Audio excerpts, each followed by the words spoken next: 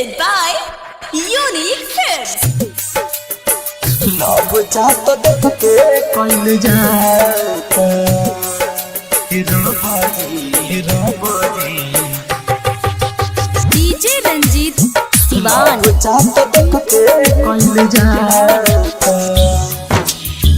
Love जात देख के कइल जाता इश्क तड़ंधा होला केहू से हो जाला ही बतिया काहे ना लोगवा के बुझाला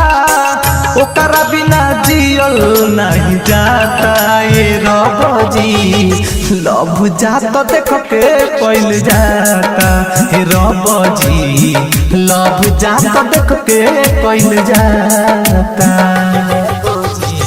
इश्क तड़ंधा होला केहू से हो जाला ही बतिया काहे ना लोगवा के बुझाला ओकरा बिना जियल नहीं जाता ए रब जी लव जात देख के कइल जाता ए रब जी लव जात देख के कइल जाता लव जात देख के कइल जाता ए रब जी लव जात देख Music के director कइल DJ जाता रंजीत सिवान। लव जात देख के कइल जाता हर चीजवा में लोगवा करे जतियाता कैसे चले दुनिया तू ही बोले विधाता लव जात देख के कइल जाता रब जी हर चीजवा में लोगवा करे जतियाता कैसे चले दुनिया तू ही बोले विधाता कोई कोई के वादा लोगवा छोड़ काहे देता कोई कोई के वादा लोगवा छोड़ काहे देता प्यार अब पैसा पर बेचाता ये रब जी लव जात देख के कइल जाता ये रब जी लव जात देख के कइल जाता लव जात देख के कइल जाता ए रब जी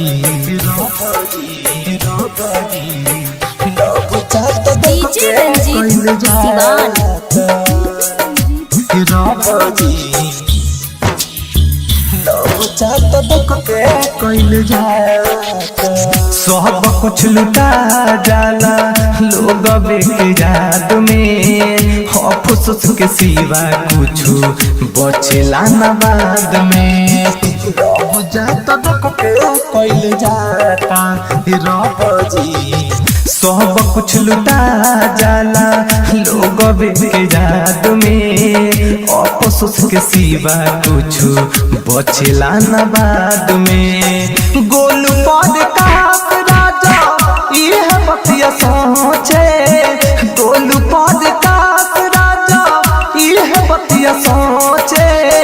प्यार के चक्कर में जान जाता ए रब जी लव जात देख के कइल जाता हे रब जी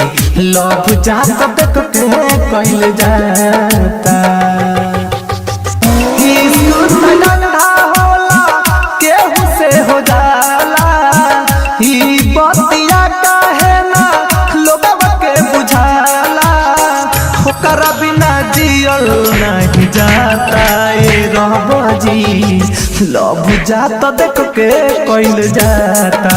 ए रब जी लव जात देख के कइल जाता।